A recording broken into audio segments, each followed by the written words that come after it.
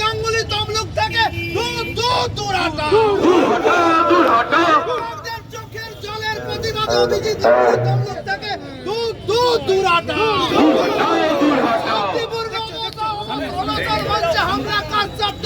BJP জবাব চাই, জবাব শান্তিপূর্ণ অনশন মঞ্চে হামলা কাজ ছাড়তে অপদার্থ অভিজিৎ গাঙ্গুলি জবাব চাই, জবাব দাও। শান্তিপূর্ণ অনশন মঞ্চে হামলা হলো কেন?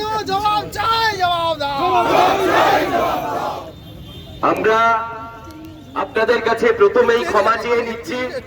পশ্চিমবঙ্গ তৃণমূল প্রাথমিক শিক্ষক সমিতি, পশ্চিমবঙ্গ তৃণমূল মাধ্যমিক শিক্ষক সমিতির যৌথ উদ্যোগে আমরা পূর্ব মেদিনীপুরের তমলুকের মাটিতে, স্বাধীনতা সংগ্রামীদের পবিত্র মাটিতে আমরা অবস্থান বিক্ষোভ এবং পরবর্তীকালে অনশন করছিলাম।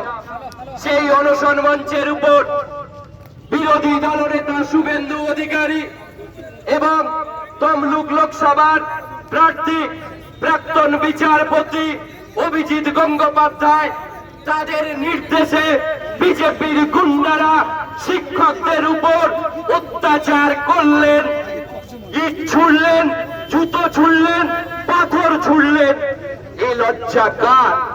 এ লজ্জা বাংলার মানুষের লজ্জা, এ লজ্জা ভারতবাসী হিসাবে আমাদের লজ্জা। শান্তিপূর্ণ একটা শিক্ষকদের অনশন, সেই শিক্ষকদের অনশনে কি কারণে